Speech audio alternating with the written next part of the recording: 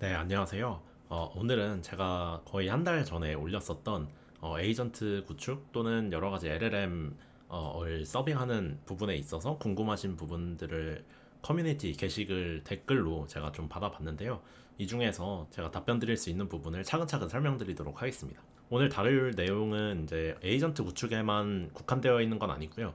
LLM을 서빙하는 부분이나 실제로 이 서비스에 에이전트를 결합할 때 어떤 식으로 최적화할 수 있는지에 대한 부분, 그리고 오픈소스 LLM으로 또 에이전트를 만들 수 있는 방법에 대해서 제가 실습까지 한번 진행해 볼 예정입니다.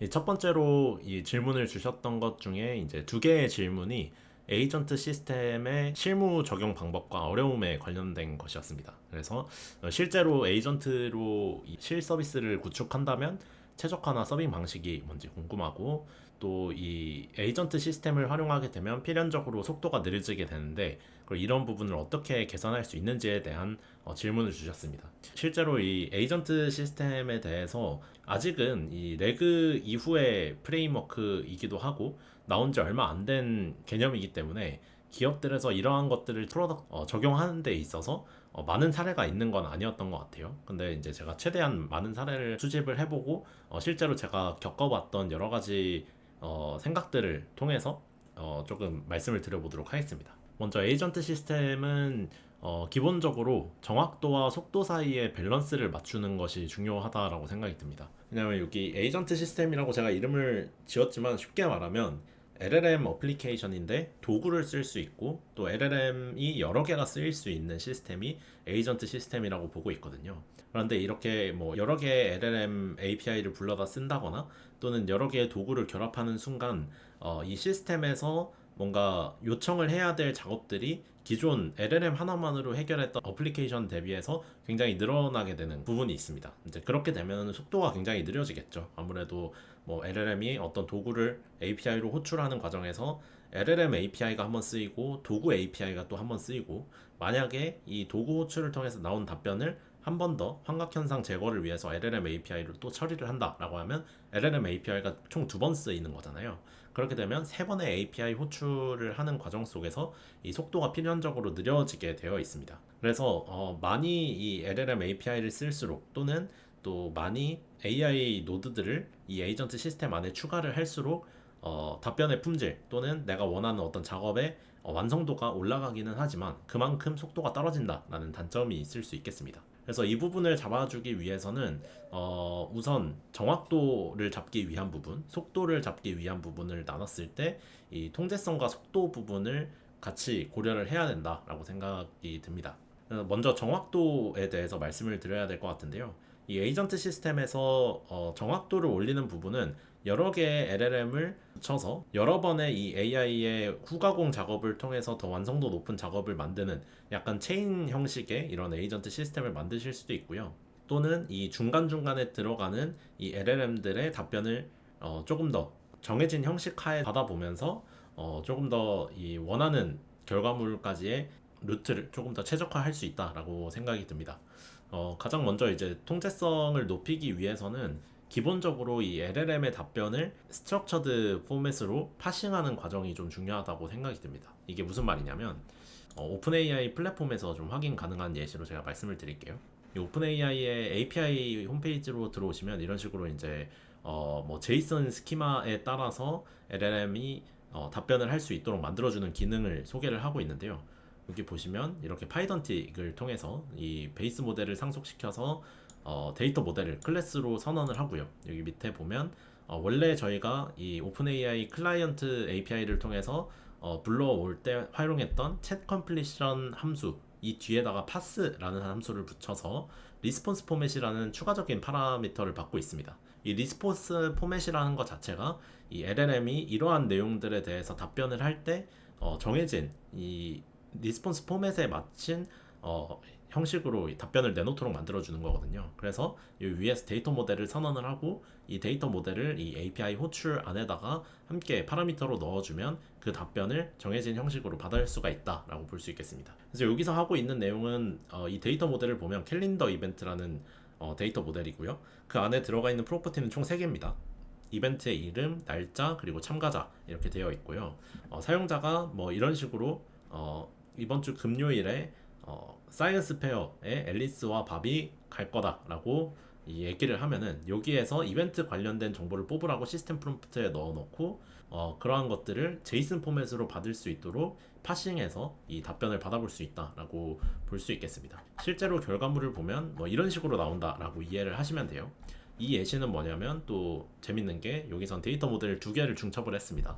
이 매스 리즈닝이라고 하는 데이터 모델을 먼저 선언을 했는데 어떤 수학 관련된 질문이 들어왔을 때 그것을 단계별로 이렇게 나눠서 처리를 하도록 두 개의 프로퍼티를 선언을 했고요. 보시면 이 스텝스라고 하는 프로퍼티 안에는 스텝이라고 하는 데이터 모델을 리스트 형태로 받을 수 있게 형식을 지정을 해줬습니다. 근데 스텝이 이 위에 정해져 있는 데이터 모델이죠.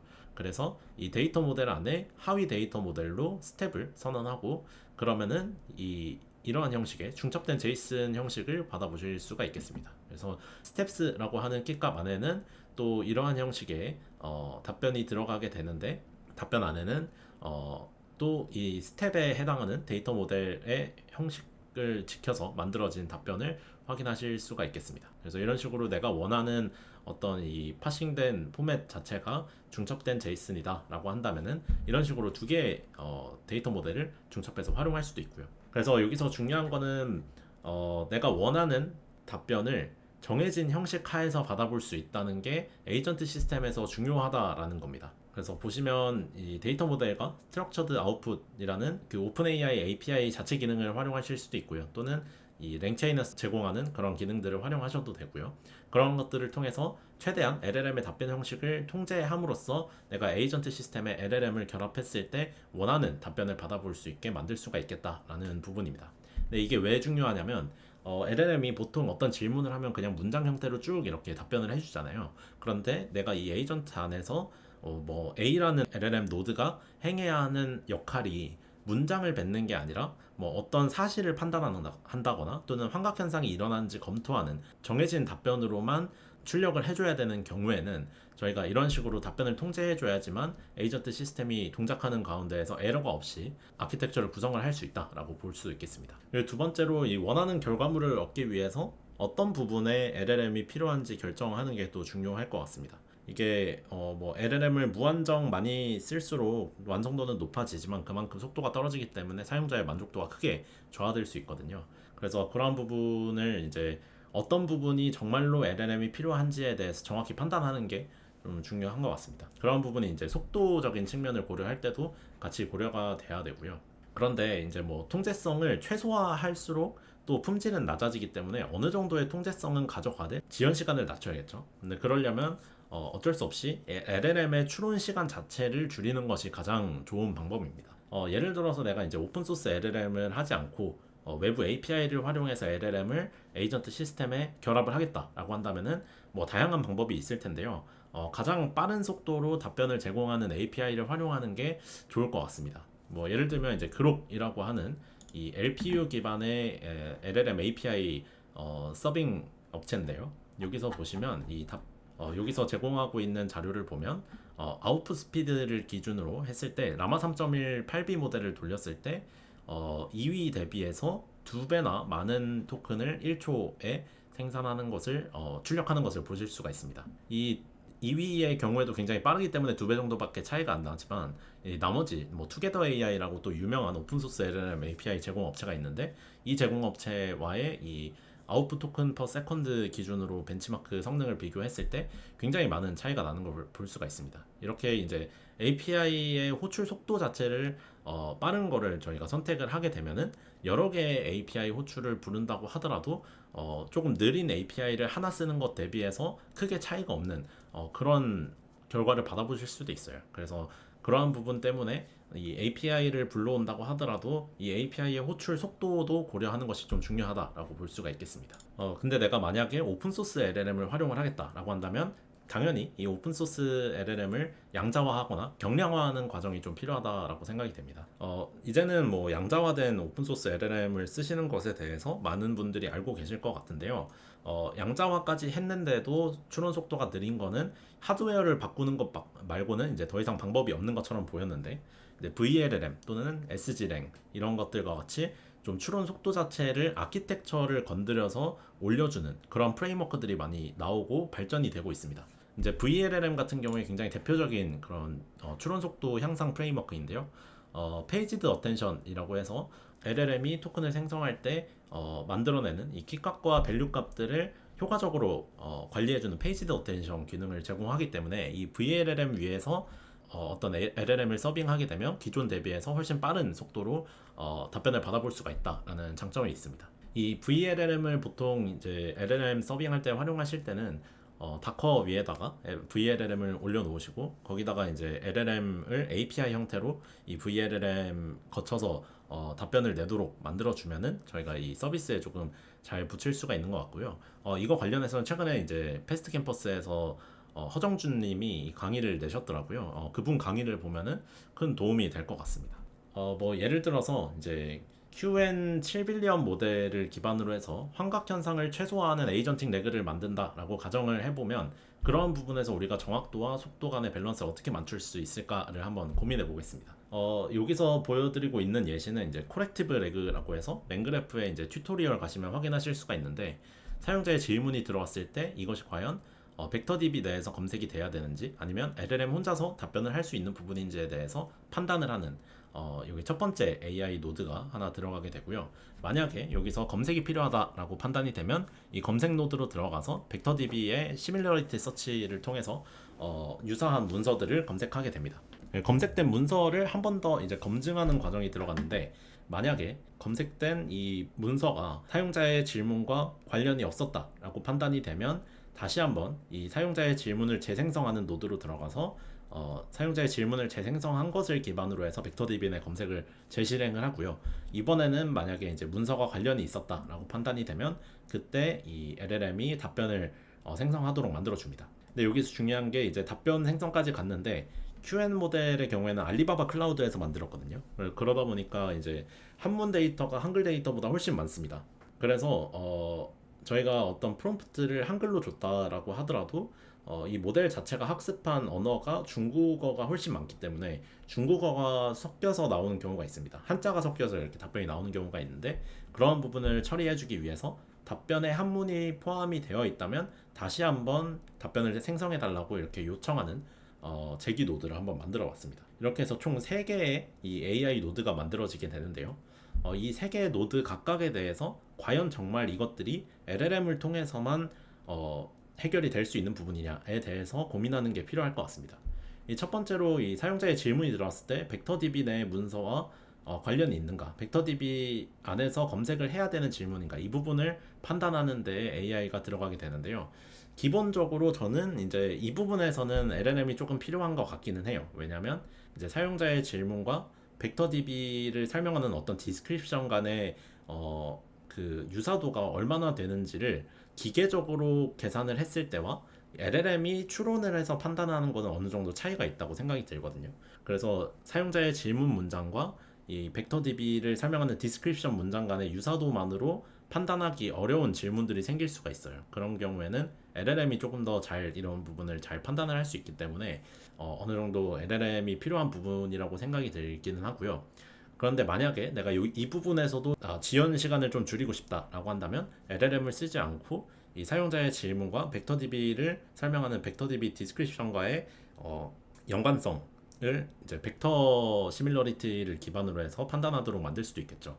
그렇게 되면은 저희가 이 문서를 인베딩할 때 썼던 인베딩 모델을 기반으로 해서 인베딩과 인베딩 사이에 뭐 코사인 시밀러리티와 같은 것만 계산을 하면 되기 때문에 LLM이 뭔가 이것을 이해하고 추론하는 데까지 걸리는 시간 대비해서 훨씬 짧은 시간만으로 이 노드를 실행할 수가 있다라고 볼 수가 있겠습니다. 이 두 번째로 질문과 검색된 문서 간의 연관성을 추론하는 부분에 있어서는 또 LLM을 많이 쓰게 되는데 이 부분도 제가 아까 말씀드렸던 것처럼 검색된 문장과 사용자의 질문 간의 이 인베딩 유사도만으로도 연관성을 어느 정도 추론할 수 있다고 생각이 들어요, 저는. 그래서 이 부분을 굳이 LLM으로 해야 되나? 라고 생각이 들 때 한번 그런 식으로 인베딩 유사도만으로 이 노드를 실행할 수 있도록 만들어주면 또 지연 시간이 그만큼 줄어들 것 같고요.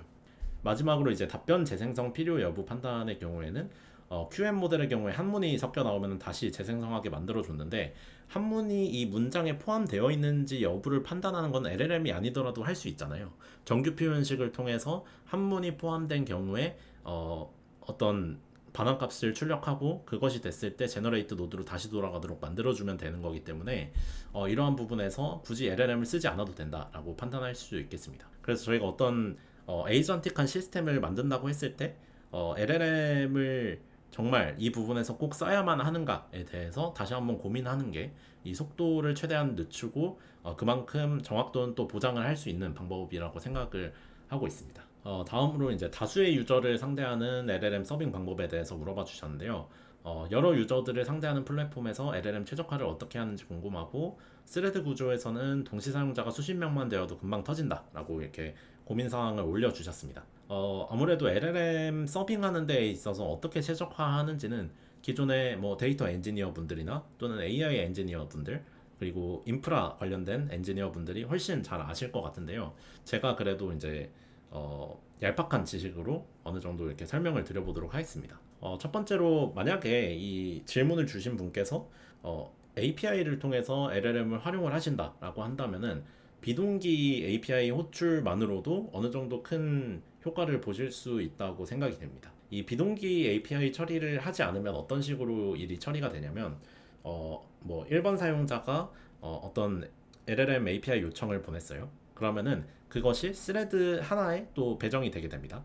그리고 2번 사용자가 또 LLM API 요청을 보내면 이 1번 스레드는 이미 1번 사용자의 API 호출을 담당하고 있기 때문에 더 이상 쓰이지 않고요. 2번 스레드로 들어가서 이 두 번째 사용자의 API 호출을 담당하게 되고요.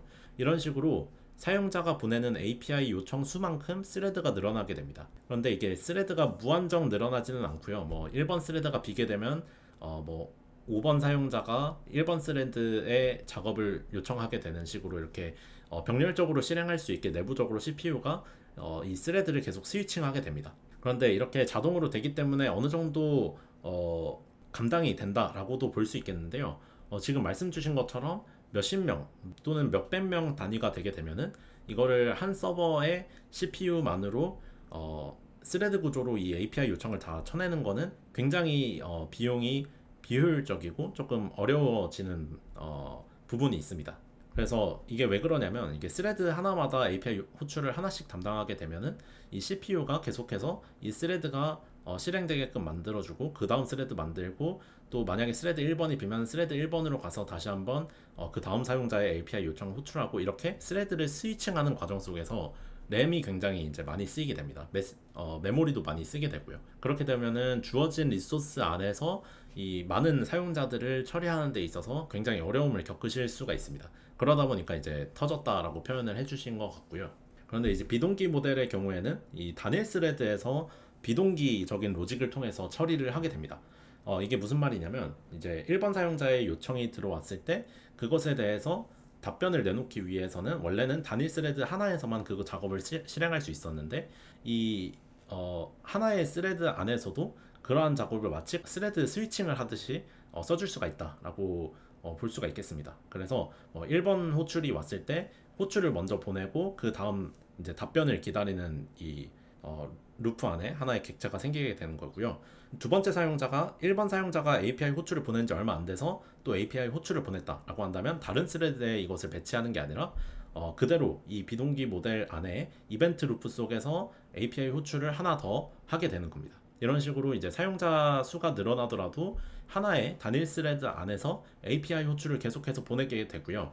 그게 답변이 올 때까지 원래는 이 스레드 단일 스레드 구조에서는 호출을 보내고 답변이 올 때까지 기다려야지 그 다음 호출을 실행할 수가 있었는데요. 이 비동기 로직의 경우에는 이 이벤트 루프 속에서 API 호출을 먼저 다 보내게 됩니다. 그리고 답변이 오는 순서대로 이 답변을 내놓게 되는 거예요. 그래서 스레드 모델은 사용자의 질문이 들어왔을 때 API 요청을 받아서 답변을 이런 식으로 보내주고 2번 사용자는 이렇게 3번 사용자는 이렇게 간다라고 한다면 1번 사용자, 2번 사용자, 3번 사용자가 다 이렇게 API 호출을 했을 때 비동기 모델에서는 이 호출을 일단 다 보내놓고 답변이 오는 대로 그대로 사용자에게 보내주는 그런 형식을 통해서 스레드 스위칭이 적고 리소스를 최대한 적게 유지하면서도 사용자의 답변을 빠르게 실행을 할 수 있다라고 볼 수가 있겠습니다. 이러한 부분에 대해서 조금 이렇게 제가 말로만 설명드리면 이해가 잘 안 가니까요. 실제로 LLM API 호출할 때 이 비동기 방식을 쓰면 얼마나 빨라지는지에 대해서 한번 살펴보도록 하겠습니다. 먼저 오픈AI API 키를 가져와 주시면 되겠고요. 그 다음으로 이 간단한 체인을 한번 구성을 해보겠습니다. 보시면 이렇게 모델은 오픈AI 모델을 쓸 거고요. 이제 기본적으로 모델 설정되어 있는 거 그대로 쓰도록 하고, 이제 프롬프트 템플릿으로 어떤 토픽이 주어지면 농담을 할 수 있는 프롬프트를 주어주고요. 체인으로 이 프롬프트와 모델을 엮어주도록 하겠습니다. 그 다음으로 이제 여러 개의 이제 토픽들을 한꺼번에 리스트로 담아서 포문을 돌면서 이 체인을 실행한 결과를 받아보도록 할 거고요. 실제로 이 결과물을 출력해 보도록 할게요. 그 다음에 실행 시간이 얼마나 걸리는지 한번 확인해 보도록 하겠습니다. 네, 보시면 이런 식으로 이 총 몇 개죠? 하나, 둘, 셋, 넷, 다섯 개의 API 요청을 처리하는데 7초가 걸렸습니다. 포문을 통해서 하나씩 API 요청을 보내다 보니까, 즉 이 포문을 통해서 하게 되면은 API 요청을 보내고 그 답변을 이 리스트에 어펜드 하는 것까지 하나의 작업이 끝나야지만 그 다음 토픽으로 넘어갈 수가 있잖아요. 이런 식으로 하게 되면 총 5개의 API 호출을 순차적으로 답변을 받아본 후에 부른 격이기 때문에 그만큼 선형적으로 시간이 늘어난다라고 볼 수가 있겠습니다. 근데 이번에는 이제 비동기 방식을 이용해서 한번 해볼게요. 주피터 노트북에서는 이미 어싱크 IO가 기본적으로 이 주피터 노트북을 실행할 때 들어가 있기 때문에 그 부분 안에서 또 어싱크 IO를 설정을 해주시려면, 즉 비동기 프로그래밍이 작동하고 있는 플랫폼 내에서 비동기 프로그래밍을 또 적용을 하려면 이런 식으로 네스트 어싱크 IO를 어플라이 해주시면 되겠습니다. 그 다음으로 나머지는 다 똑같이 할 거고요. 여기서 비동기 실행 함수를 위에서와 다르게 좀 선언을 할 겁니다.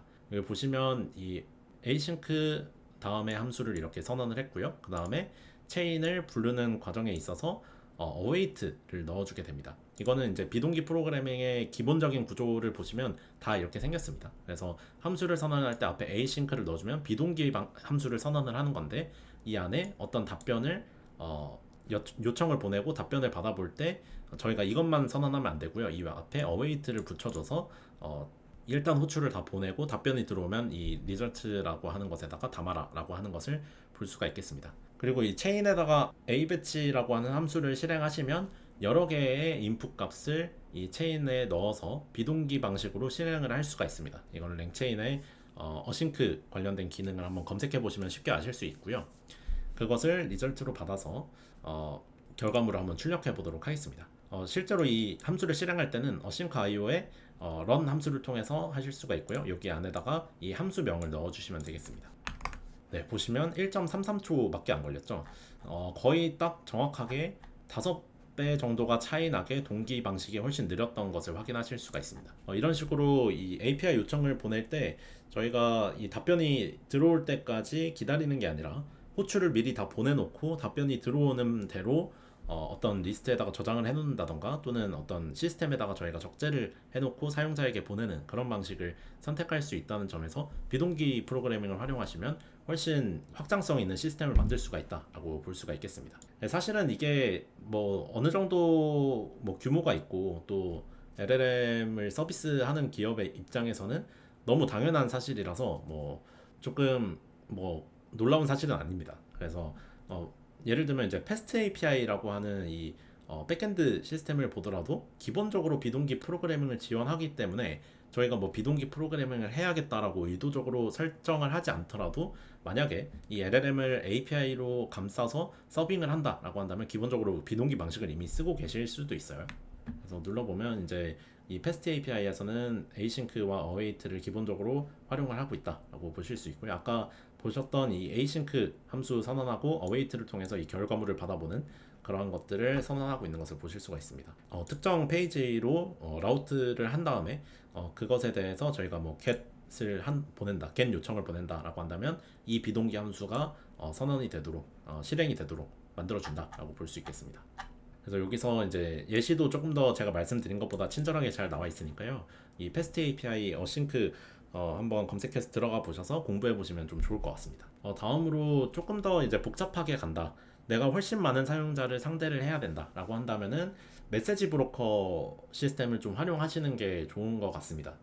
이 부분 관련해서는 인터넷에서도 좀 리소스가 적고 예시가 좀 적었는데요. 메시지 브로커에 대해서 저도 자세히는 알지 못하고 그렇기 때문에 이제 쉽게 설명을 드리자면 사용자가 어떤 요청을 보냅니다. API 요청을 보내면 이 프로듀서라고 하는 저희 입장에서는 LLM API 또는 뭐 이 질문을 받았을 때 작동해야 하는 로직을 프로듀서라고 부릅니다. 그래서 사용자가 어떤 요청을 보내면 이 프로듀서가 바로 답변을 보내주는 게 아니라 이 브로커라고 하는 시스템을 하나 거쳐서 답변을 보내주는 프레임워크다라고 볼 수 있겠습니다. 그래서 예를 들어서 이제 컨슈머가 여러 명이 있고 그 여러 명이 동시에 이 메시지를 보냈다라고 한다면 이 프로듀서가 이것들을 한꺼번에 다 처리하기가 어려울 수가 있잖아요. 그래서 일단은 이 브로커 시스템에다가 이 메시지 큐들을 다 저장을 해 놓습니다. 그러면 이 익스체인지라고 하는 레이어에서 이 메시지는 뭐 곧바로 이 Q1로 저장을 해도 돼. 또는 이 메시지는 어떤 토픽에 해당하는 거니까 어떤 큐 값으로 보내야 돼. 이런 식으로 이 메시지 큐들을 관리해주는 레이어가 하나 생기게 됩니다. 이렇게 되면 예를 들어서 이제 LLM 서비스의 사용자가 뭐 10,000명이 된다라고 한다면 동시에 몇백 명이 몰려서 이 LLM API를 호출할 수도 있는 거잖아요. 그런 경우에는 일단 이 프로듀서가 전부 그거를 한꺼번에 처리하는 게 아니라 큐 시스템에다가 그 메시지들을 차곡차곡 넣어놓고 선입선출 형식으로 이 메시지가 먼저 들어온 순서대로 처리된 후에 이 컨슈머한테 보낸다라고 볼 수 있겠습니다. 이렇게 하면은 이 저희가 여러 가지 시스템과 이 LLM 서비스를 결합할 때 훨씬 안전하게 또 확장성 있게 이것을 결합할 수 있다라고 볼 수가 있겠고요. 기본적으로 이 메시지 브로커도 비동기로 처리를 다 하고 있기 때문에 시스템의 응답성을 훨씬 향상시킬 수가 있습니다. 그리고 이게 사용자가 너무 많아지면 이 LLM API 호출 또는 저희가 서빙하고 있는 로컬 LLM의 이 추론 로직에 있어서 부하가 굉장히 많이 걸리게 되는데 이거를 효과적으로 이 브로커 시스템이 관리를 해주기 때문에 시스템의 확장성이 훨씬 개선된다라고 볼 수가 있겠습니다. 그래서 만약에 내가 정말 이 서비스를 운영하는 데 있어서 LLM을 쓸 일이 많고 이 사용자들이 꽤나 대규모다라고 한다면은 카프카 또는 RabbitMQ와 같은 이 메시지 브로커 프레임워크를 써주시면 좋습니다.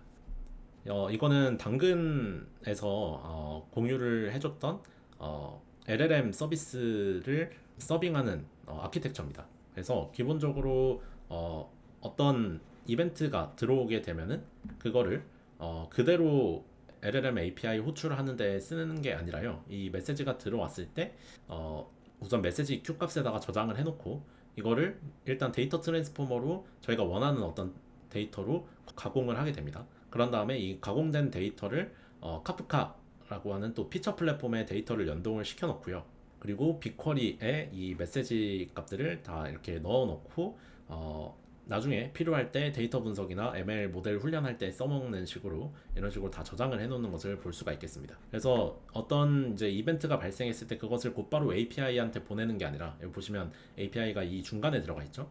이 스트림 프로세싱 서버 안에다가 여러 가지 레이어를 두고 그 과정 속에서 분산 처리를 통해서 필요한 정보들을 저장하고 조금 더 안정적으로 운영을 할 수 있도록 만들어준 것을 보실 수가 있겠습니다. 다음으로 이제 AI 에이전트 시스템의 현황에 대해서 물어봐 주신 분들이 두 분 계셨는데요.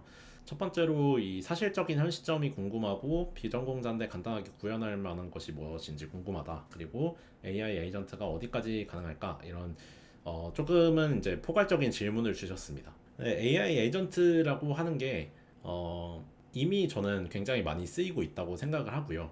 예를 들어서 이제 챗GPT에서 저희가 어떤 질문을 했을 때 조금 복잡한 작업이 필요한 질문을 하면 LLM이 이 텍스트 답변으로 끝내는 게 아니라 텍스트로 답변을 한번 주고 웹 검색을 들어갔다가 웹 검색된 결과를 바탕으로 해서 뭐 코드 익스큐터를 통해서 코드 실행도 해보고 또는 최근에 이제 추가된 캔버스 기능에서 뭐 그러한 것들을 한다면 캔버스를 본인이 알아서 열어서 그 안에서 뭔가 편집을 하도록 유도하는 굉장히 이전 대비해서 지능적인 시스템 AI 에이전트 시스템으로서 쓰이고 있다라고 생각이 들고요. 챗GPT뿐만 아니라 뭐 작은 스타트업들에서도 어떤 사용자가 간단한 텍스트를 줬을 때 그것을 어떤 자동화 메커니즘으로 만들어 준다던가 또는 이 자동으로 이것을 기반으로 해서 이메일을 만들어서 이메일을 보내는 것까지 해주는 거, 이런 것들도 다 AI 에이전트 시스템이거든요.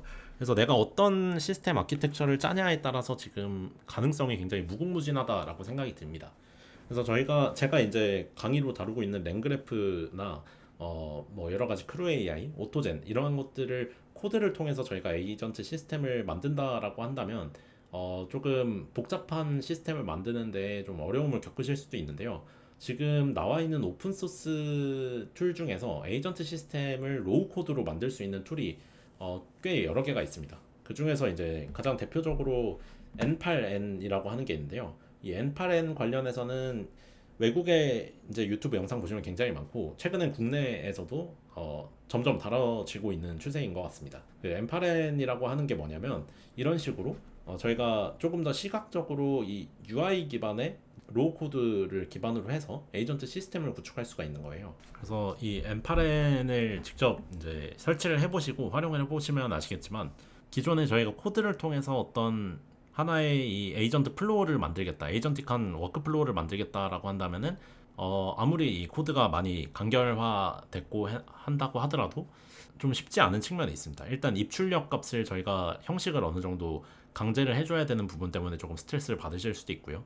또 어떤 부분에서는 이 LLM을 통합할 때 이 코드를 쓰면 되는데 어떤 부분에서는 저 코드를 써야 된다던가, 뭐 이런 부분에서 조금 이제 귀찮은 부분들이 있습니다. 그런데 여기 M8N이라고 한다던가 또는 플로이스 AI와 같은 것들을 활용을 하시면은 뭐 예를 들어서 사용자가 어떤 설문지를 작성을 했다라고 한다면은 구글 워크스페이스에서 만약에 이 사람이 매니저다라고 한다면 지라 어드민을 주고, 그게 아니라 멤버다라고 한다면 지라 멤버를 주고, 그리고 이 지라 관련된 워크플로우는 이런 식으로 분기 처리를 하고, 이제 슬랙 유저를 만들어주는 데 있어서 이런 처리를 할 수 있는, 사용자는 설문지를 하나만 작성했는데도 마치 이 두 개의 플랫폼을 가입한 것과 같은 워크플로우를 이 M8N을 통해서 쉽게 만들 수가 있다라고 볼 수가 있겠습니다. 그래서 이걸 연결하는 과정 속에서 뭐 이것의 이벤트를 어떻게 감지를 할지, 또 이 안에서 구글 워크스페이스 안에서 유저를 만들 때 어떤 식으로 파라미터 것들을 넣을지, 이런 부분을 물론 설정을 해주긴 해야 되지만, 이 플랫폼 안에서 저희가 실제로 보시면 굉장히 간단하게 이러한 워크플로우를 짤 수 있기 때문에 코드 대비해서 장점이 많다라고 보여지고 있습니다. 여기 보시면은 이런 식으로 사용자와 AI 에이전트 간의 대화를 이 M8N으로 로우 코드로 만들어낸 것을 보실 수가 있습니다. 그래서 사용자가 질문을 보냈을 때 썰프 API를 통해서 인터넷 검색 도구도 가지고 있고, 또 이 대화의 맥락을 계속 기억하도록 만들어주는 이 메모리 툴도 가지고 있는 것을 보실 수가 있고요. 이렇게 되면은 이 AI 에이전트가 사용자와 조금 더 실시간 정보와 관련해서 맥락성 있는 대화를 이어갈 수 있는 이 시스템을 굉장히 빠르게 만들 수가 있습니다. M8N의 장점이 뭐냐면, 저희가 이 웹브라우저 상에서 뭔가 돈을 내고 이거를 꼭 사용해야 되는 게 아니라 로컬 상에서 이거를 다운받아서 저희가 로컬에서 이거를 서빙한 다음에 API 형태로 이 질문과 답변을 처리할 수가 있습니다. 이렇게 되면 저희가 기존에 쓰고 있는 어떤 서비스와 결합을 할 때도 그냥 M8N API를 가져와서 이 API 호출과 요청을 통해서 저희가 이 서비스를 운영할 수도 있는 거잖아요. 그런 부분에서 이 거의 저희가 코드를 짜서 그거를 서빙하는 것과 비슷한 형태로 이거를 활용할 수 있다는 점에서 좀 큰 장점이 있는 것 같습니다. 두 번째로 이제 플로위스 AI의 경우에는 조금 더 이 컴피 UI라고 들어보셨을지 모르겠는데, 이 노드와 노드 간에 연결하는 부분이 이런 식으로 생겼습니다. 그래서 플로우를 짤 때 뭐 대화를 할 수 있는 어떤 시스템을 만들겠다라고 한다면 이렇게 세 개의 노드를 연결을 하고 이렇게 대화 창도 기본적으로 제공을 해주는 것을 보실 수가 있습니다. 그래서 간단하게 우리가 어떤 시스템을 만들어 두고 이거를 테스트해 보겠다라고 한다면 플로이스 AI에서 미리 이 시스템을 한번 테스트로 만들어 보고, 이것이 이 노드가 필요하다 또는 이 노드는 필요 없다, 이러한 부분들을 가상적으로 테스트해 볼 수 있다는 점에서 굉장히 큰 장점이 있다라고 볼 수 있겠습니다. 서비스화가 필요한 어떤 이제 로직이 있다, 그런 에이전트 시스템이다라고 한다면은 기존 시스템하고 통합이 되어야 되기 때문에, 기본적으로 M8N과 같이 API를 로컬로 저희가 호출해서 요청해서 답변을 받을 수 있는 구조가 아니라면은 기본적으로 이제 코드를 작성하는 것이 가장 권장되는 방법이기는 합니다. 이제 랭그래프나 오토젠, 크루 AI와 같은 이제 코드를 통해서 저희가 에이전트 시스템을 구축하는 것이 일반적이라고 볼 수가 있겠습니다. 다음으로는 이제 메타데이터 관리하는 방법에 대해서 또 질문을 주셨는데요. 레그를 할 때 메타데이터를 어떻게 넣고 관리해야 되는지 DB 운용에 대해서 알려주시면 좋겠습니다 라고 질문을 주셨는데, 뭐 제가 이제 말씀드린 것처럼 DB 엔지니어나 또는 AI 엔지니어가 아니기 때문에 이 부분 관련해서 노하우가 있는 건 아니에요. 근데 기본적으로 이러한 것들을 어떻게 수행하는지에 대해서 알려드리도록 하겠습니다. 여기 보시면 이제 랭체인의 이 오픈 AI 메타데이터 태거라는 게 있어요. 이거 눌러서 들어가 보시면 이런 식으로 이제 랭체인에서 기본적으로 어떤 다큐먼트를 벡터DB에 저장을 할 때 메타데이터 태거를 오픈 AI가 수행을 한다라고 볼 수 있겠습니다. 이게 무슨 말이냐면 이런 식으로 저희가 어떤 메타데이터를 만들지 스키마를 준 다음에 create 메타데이터 태거 안에다가 스키마와 함께 LLM을 넣어주게 됩니다. 그리고 다큐먼트 트랜스포머로 선언을 하면은 저희가 다큐먼트 트랜스포머의 트랜스폼 다큐먼트라는 함수를 통해서 저희가 가지고 있는 다큐먼트 객체들에 대해서 이 추가된 메타데이터들을 확인할 수가 있습니다. 그래서 결과물을 보시면 이런 식으로 스키마에 저희가 뭘 넣었냐면 무비 타이틀, 크리틱, 톤, 레이팅 이렇게 총 4가지를 넣고 있고, 여기다가 리콰이어드를 통해서 꼭 만들어야 하는 메타데이터를 3개를 설정을 했습니다. 보시면 그렇게 했더니 무비 타이틀, 크리틱, 톤, 레이팅 이렇게 4가지 메타데이터가 잘 생긴 것을 보실 수가 있고요. 위에서 저희가 보여드린 것처럼 이렇게 스키마를 통해서 제이슨 스키마를 통해서 만드실 수도 있지만 파이던틱 데이터 모델을 통해서 이 메타데이터 태거를 만드실 수도 있습니다. 여기 보시면 파이던틱에 이제 베이스 모델 가져오셔서 클래스로 데이터 모델 선언을 하시고요. 이거를 기반으로 해서 다큐먼트 트랜스포머를 만들고 트랜스폼 다큐먼트 함수를 실행해 주시면 위에서 했던 것과 동일한 작업을 수행할 수가 있습니다. 이렇게 하면 이제 자동으로 어떤 문서에 대한 메타데이터를 만드는 거를 만드실 수가 있고요. 이렇게 했을 때 이제 메타데이터를 기반으로 해서 사용자의 검색 결과를 어느 정도 필터링 해줄 수 있다는 점에서 큰 장점을 가지기 때문에 메타데이터를 잘 만들어 주는 것이 좋을 것 같습니다. 메타데이터를 어떻게 구성하는지는 사용자의 검색 방식에 따라서 다른 것 같아요. 뭐 예를 들어서 사용자가 우리가 벡터DB에 갖고 있는 정보는 뭐 여러 기업의 사업 보고서다라고 한번 예를 들어보겠습니다. 그러면은 사용자가 궁금해할 만한 게 뭘까를 기준으로 메타데이터에 뭘 넣을지를 고민을 해야 될 것 같아요. 기본적으로 당연히 기업명이 들어가야 될 거고요. 그 다음에 사업 보고서니까 시기가 중요하겠죠. 그래서 연도 그리고 뭐 분기 뭐 이런 것들이 들어가면 좋을 것 같고요. 이 사업 보고서 안에 각 섹션마다 뭐 어떤 재무제표를 다루고 있는 건지에 대한 내용이 있을 수 있어요. 그런 경우에 이제 메타데이터에 한 프로퍼티로 또 넣어줄 수가 있겠죠. 이런 식으로 이 사용자가 궁금해할 만한 내용, 질문에 포함이 될 만한 키워드를 기준으로 해서 메타데이터 태거를 활용해서 이제 저희가 불러온 어떤 다큐먼트 객체들의 자동으로 메타데이터를 달아주는 방법이 가장 일반적인 것 같습니다. 그 다음으로 이제 관리하는 부분에 있어서는 최근에 밀버스 관련해서 많이 활용을 하시는 것 같아요. 이 벡터DB를 관리하는 거는 2가지 측면이 있습니다. 첫 번째로 기존 RDB 형태에 꼭 결합을 해야 되는 경우, 그리고 두 번째로 어차피 이 AI 서비스는 기존의 서비스와 결합되지 않고 별도로 관리되어도 상관이 없다. 기존의 데이터베이스와는 결합될 필요가 없다라고 한다면 벡터DB를 쓰는 경우가 있는 것 같습니다. 첫 번째 RDB와 결합을 해야 되는 경우에는요, 보통 pgvector라고 해서 PostgreSQL의 이 벡터DB 익스텐션을 활용하시는 경우가 많은 것 같아요.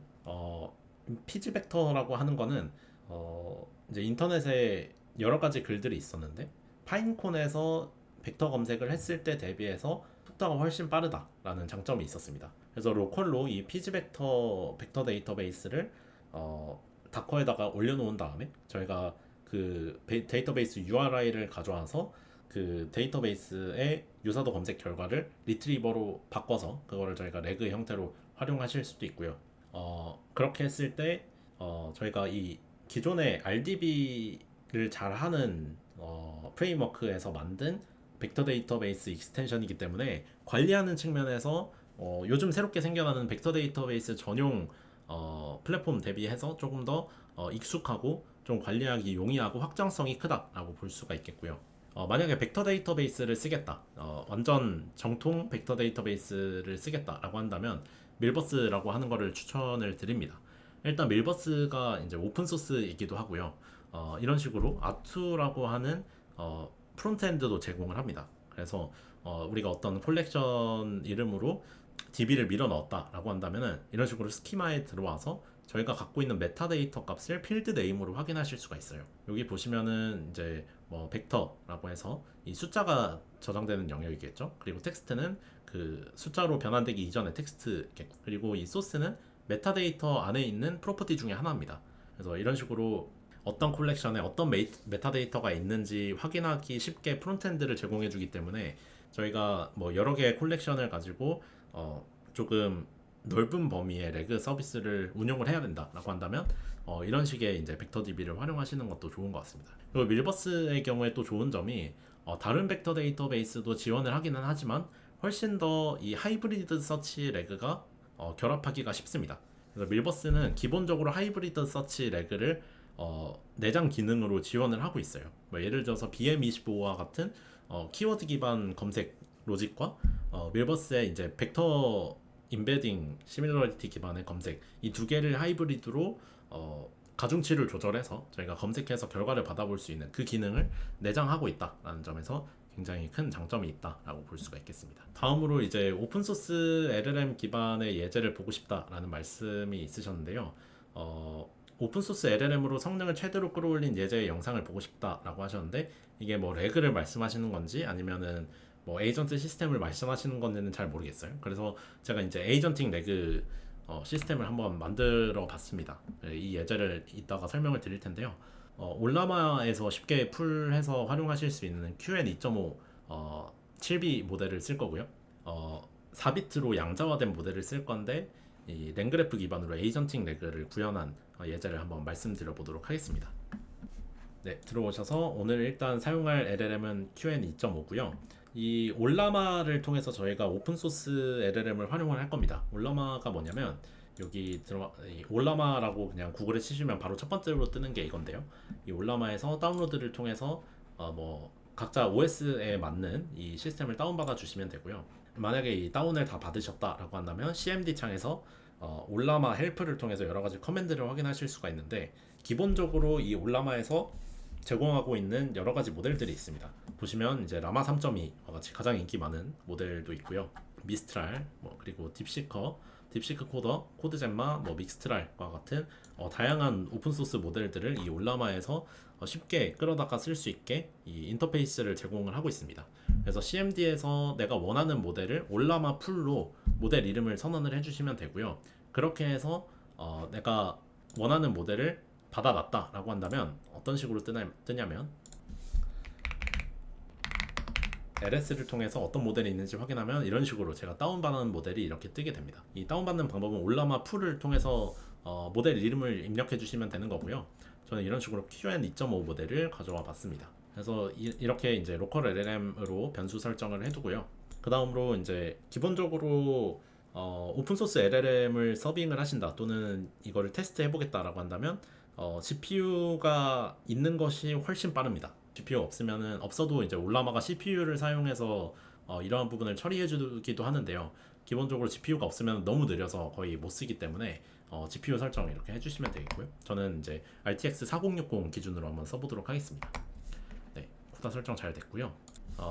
그 다음으로 제가 어떤 PDF 파일을 가져와서 거기에 있는 텍스트를 기반으로 오픈소스 임베딩 모델을 통해서 벡터DB에 저장하는 코드를 실행해 보도록 하겠습니다. 일단 파이 PDF 로더를 통해서 기본적으로 텍스트를 가져올 거고요. 어떤 PDF냐면 이렇게 생긴 겁니다. 이렇게 생긴 총 18쪽짜리 문서고요. 이 문서를 통해서 페이지별로 잘라서 닥스에다가 저장을 하고, 청크 사이즈는 250으로 한 다음에 리커시브를 통해서 텍스트를 스플리팅 하도록 하겠습니다. 그렇게 한 것들을 저희가 이 BGM3라고 하는 허깅 페이스에 있는 오픈소스 임베딩 모델을 활용해서 벡터DB에다가 저장을 하도록 하겠습니다. 이 BGM3 모델의 경우에는 100개가 넘는 이제 다국어 지원 임베딩 모델이기 때문에 이 한국어에도 적용을 할 수가 있는 거고요. 보시면 이제 다운로드 수가 어마어마하죠. 그래서 이 BGM3 모델을 굉장히 많이 쓰시는 것 같아서 저도 한번 써봤습니다. 기본적으로 한 4에서 5메가 정도 들었던 것 같은데, 좀 어느 정도 용량을 이제 확보를 해두신 다음에 이거를 다운을 받아주시면 되겠고요. 그 다음으로 이 벡터 스토어는 제가 크로마를 활용하도록 하겠습니다. 크로마에 제가 이제 스플릿했던 이 다큐먼트들을 다 넣도록 하고요. 그 다음으로 허깅 페이스 인베딩을 통해서 가져왔던 BGM3 모델을 통해서 벡터 스토어를 저장하도록 하겠습니다. 그런 다음에 벡터 스토어를 기반으로 리트리버를 만들기 위해서 as retriever 함수를 선언할 거고요.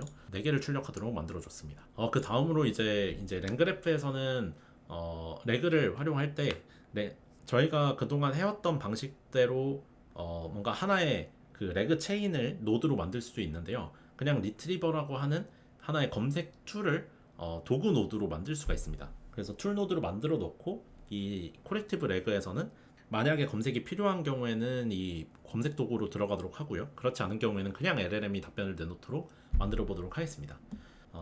그래서 저희가 위에서 선언한 리트리버 가져와 주시고요. 이름은 retrieve pdf 파일이라고 할 거고, 여기 아래에다가는 디스크립션을 써주는 겁니다. 그래서 이 디스크립션에 있는 내용을 가지고 LLM이 이거는 사용자의 질문이 들어왔을 때 이거는 벡터DB와 관련이 있다 라고 한다면 리트리버 툴을 호출을 하게 되는 거고, 그렇지 않으면은 그냥 답변을 하게 되는 로직이라고 볼 수 있겠습니다. 이 툴은 이제 리스트 형태로 툴스로 저장을 하도록 하겠고요. 그 다음으로 이제 랭그래프 내에서 메시지를 서로 전달받을 때 스테이트라고 하는 상태값을 기반으로 해서 틀을 정해주고 그 안에 있는 프로퍼티들을 주고받게 만들어줍니다. 여기서는 기본적으로 이제 에이전트 스테이트 안에 메시지스라는 키값만 주고받도록 만들어봤습니다. 이제 두 번째로는 사용자의 질문을 봤을 때 리트리버 툴을 써야겠다라고 판단이 된 경우에 검색을 실행을 하고 그 검색된 문서가 사용자의 질문과 관련이 있었는지를 판단하는 그 역할을 하는 노드라고 볼 수 있겠습니다. 여기서 그래서 이제 저희가 스테이트에 메시지스에 가장 마지막 값, 그러니까 검색이 된 다음에 바로 들어오는 노드이기 때문에 가장 마지막에 있는 메시지 값은 검색된 문서일 거예요. 그래서 이거를 닥스에다가 담아주도록 하고요. 그 다음으로 퀘스천은 사용자가 질문을 넣었을 때 가장 첫 번째로 이 메시지 값에 담기기 때문에 첫 번째 값으로 인덱싱을 해서 가져오도록 하겠습니다. 그 다음으로 이제 HF 이밸류에이터라는 거를 통해서 이제 두 개의 문장을 비교를 할 건데요. 이게 뭐냐면 위에서 보시면 이 랭체인의 이밸류에이션이라고 하는 이 라이브러리에 로드 이밸류에이터라고 하는 모듈이 있습니다. 그래서 이거를 가져와 주시면 임베딩 디스턴스라는 것을 통해서 이 임베딩 모델 기반의 텍스트 간의 거리를 재주는 이밸류에이터를 설정을 할 수가 있습니다. 그래서 이 저희가 HF 임베딩스라고 하는 건 BGM3 임베딩 모델이었잖아요.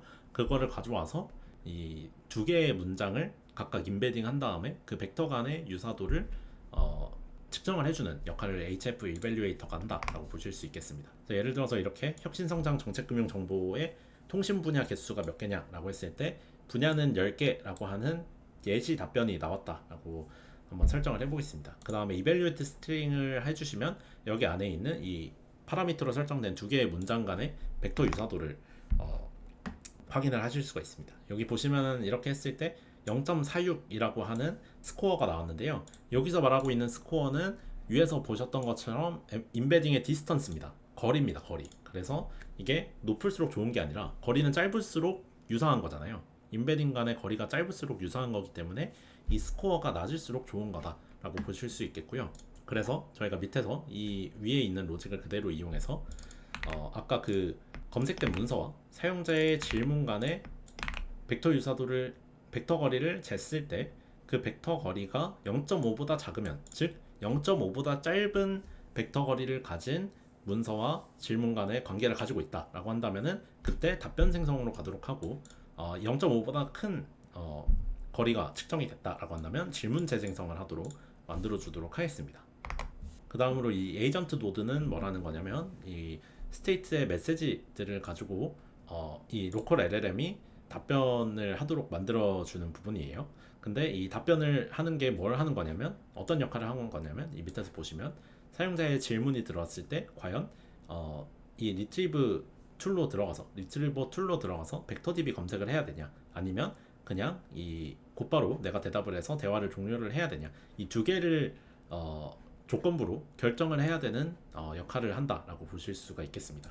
그래서 이 에이전트는 이 챗 올라마를 통해서 저희가 올라마를 통해 가져온 로컬 LLM을 활용할 수 있도록 해줬고요.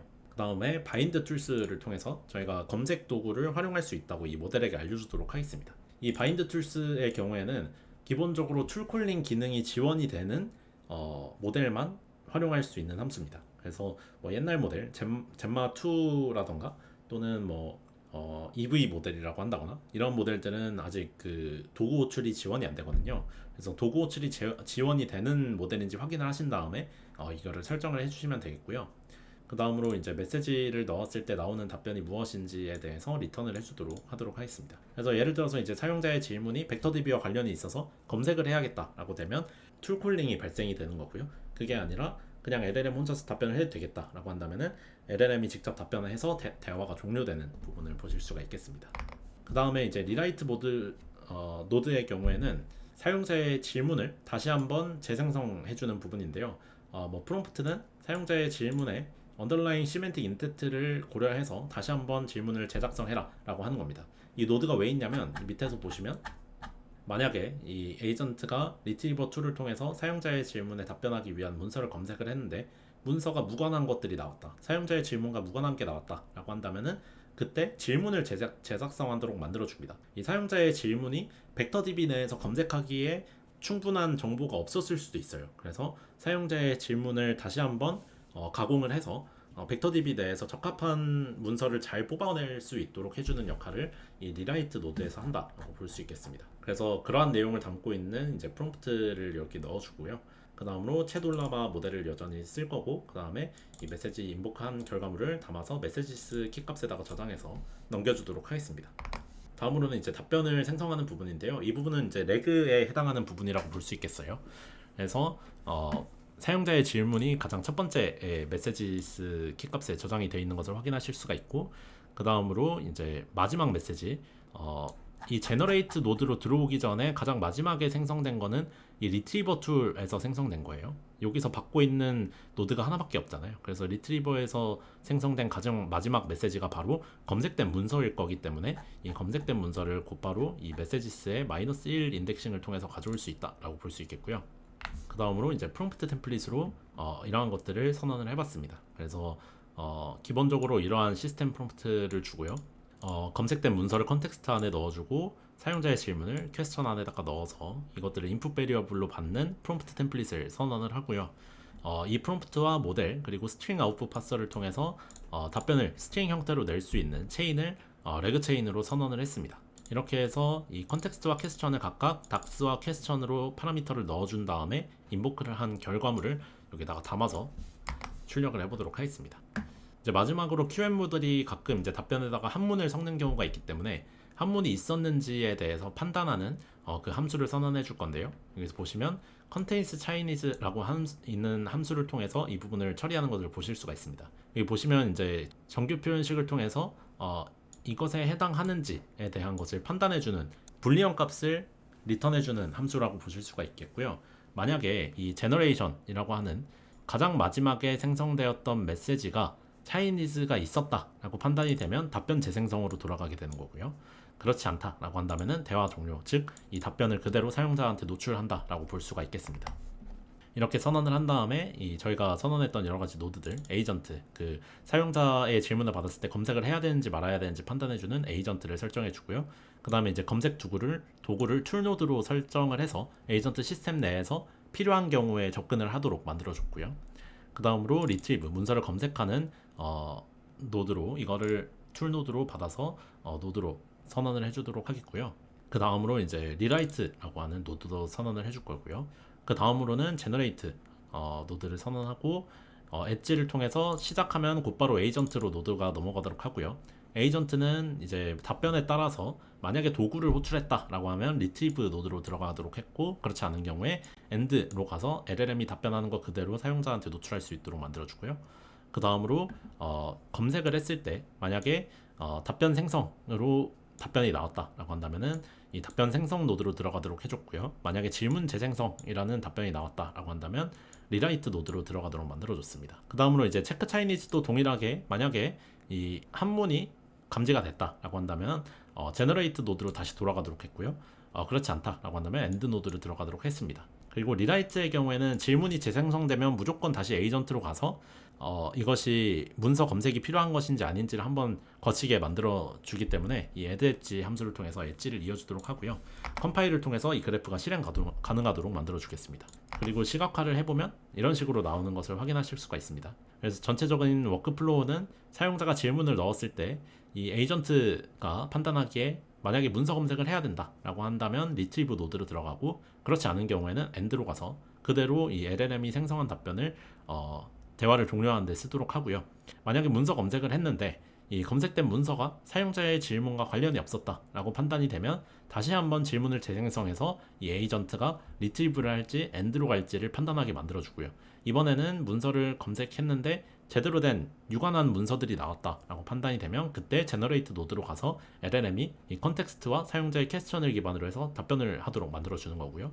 그 다음에 만약에 한문이 여기서 검출이 됐다라고 한다면 다시 한번 이 노드에서 답변을 생성하도록 만들어줘서 한문이 나오지 않을 때까지 이 부분을 돌도록 만들어주고요. 그 다음에 한문이 포함되지 않은 제대로 된 답변이 생성이 됐다라고 한다면 대화를 종료시키는 이러한 에이전트 시스템을 만들었다라고 볼 수 있겠습니다. 그러면은 뭐 정책금융의 2024년 지원 규모가 얼마나 되는지에 대해서 한번 실행을 해보도록 하겠습니다. 네, 봤더니 24년의 정책금융 지원 규모를 예측할 수 없다라고 답변을 내놓는 것을 볼 수가 있습니다. 제가 이제 질문했던 게 24년 관련된 질문이었는데 문서가 22년도에 만들어진 거였거든요. 그래서 제대로 된 답변을 하고 있다라고 볼 수 있겠고요. 이 그래프 실행 결과를 보시면은 에이전트로 들어가서 첫 번째로 24년 정책금융 지원 규모라는 쿼리를 넣었을 때 그 다음으로 해야 될 행동으로 툴콜링을 하고 있다라고 볼 수 있겠고요. 그럼 이제 리트리버 노드로 들어가서 문서 검색을 했겠죠. 그래서 문서 검색을 한 결과 문서가 사용자의 질문과 연관성이 있었다라고 하는 거를 임베딩 유사도를 통해서 파악을 했다라고 볼 수 있겠고요. 그러면 이제 제너레이트 노드로 들어가야 되잖아요. 그래서 제너레이트 노드로 들어가서 답변 생성한 거를 보고 차이니즈 캐릭터가 있었는지를 확인한 다음에 차이니즈 캐릭터가 없었다라고 판단이 돼서 이 메시지를 잘 출력한 것을 보실 수가 있습니다. 이제 보시면 제가 갖고 있는 하드웨어가 너무 안 좋기 때문에 7빌리언 모델을 4비트로 양자화한 모델을 썼음에도 불구하고 거의 40초가 걸렸습니다. 지금 제가 VRAM이 8GB 밖에 안 되거든요. 그리고 뭐 제가 VLLM이라던가 또는 SC램과 같이 이 추론 향상 프레임워크를 쓰지 않았습니다. 그래서 그러한 부분을 감안하고 봐주시면은 오픈소스 LLM을 이제 에이전트 시스템으로 구축했을 때 뭐 이 정도 속도가 나온다라고 보실 수가 있겠고요. 뭐 그렇게 최대한 이제 노력을 하게 되면은 거의 한 10초대에서 어느 정도 처리를 할 수 있다라고 볼 수 있겠습니다. 여기서 제가 이제 에이전트 시스템을 좀 최적화했다고 볼 수 있는 부분은 뭐냐면 이 리트리버를 통해서 나온 문서가 사용자의 질문과 유사한지에 대해서 LLM한테 맡긴 게 아니라 이 임베딩 유사도로 기계적으로 판단을 하도록 만들어줬어요. 그래서 만약에 거리가 0.5보다 작으면은 그러면 이제 제너레이트로 가고, 만약에 그거보다 멀다라고 하면 질문을 재생성하도록 만들어줬다라고 볼 수 있겠습니다. 네, 그래서 오늘은 이제 LLM 서빙, 메타데이터 관리, 에이전트의 현황, 그리고 최적화하는 방법, 그리고 오픈소스 LLM으로 에이전트 시스템을 만들어 보는 것까지 한번 진행을 해봤습니다. 좀 Q&A 영상치고 너무 길어졌는데 제가 이제 일단 이 영상을 보기 전에 말씀을 드렸어야 되는데 제가 이 에이전트 시스템을 실제로 뭐 서비스로 만들어 보거나 뭐 실무에서 이거를 적용할 기회가 많지는 않았어요. 그래서 그러다 보니까 여러분들이 궁금해 하시는 부분에 대해서 명쾌하게 답변을 해드리지는 못했고, 제가 그래도 이제 한 달 동안 답변이 늦은 이유는 그만큼 최대한 많은 이제 정보를 수집하기 위해서 좀 시간을 썼습니다. 그래서 그래도 이제 여러 가지 사례를 기반으로 했을 때 이러한 부분들을 고려하시면은 그래도 어느 정도 질문을 해결할 수 있지 않을까라는 마음으로 좀 들어주셨으면 좋겠습니다. 오늘은 여기까지 하고요. 다음 시간에 또 유익한 주제로 찾아뵙도록 하겠습니다. 감사합니다.